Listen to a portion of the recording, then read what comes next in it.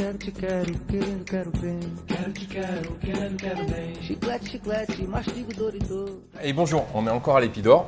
On va faire une recette de dessert cette semaine, en 2 étapes.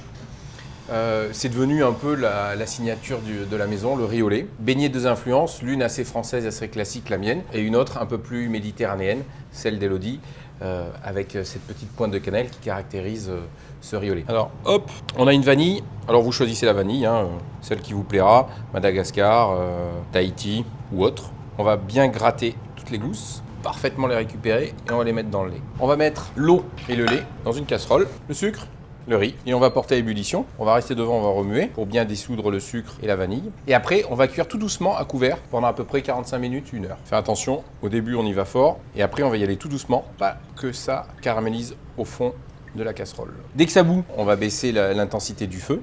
On va mettre à couvert et on va laisser cuire pendant 45 minutes à 1 heure. On va de temps à autre remuer. En fait, j'ai mis de l'eau parce que je voulais un riz moins riche pour pouvoir mettre dessus un caramel plutôt assez gourmand. Ça, on se retrouve dans 45 minutes, mais pour vous, j'ai la solution.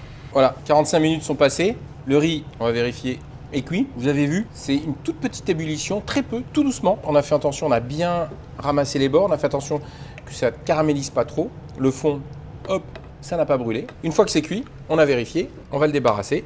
Ça sent bon déjà. Et on va le mettre à refroidir. Mais la sauce d'accompagnement et la finition du riz, pour ça, on se retrouvera la semaine prochaine.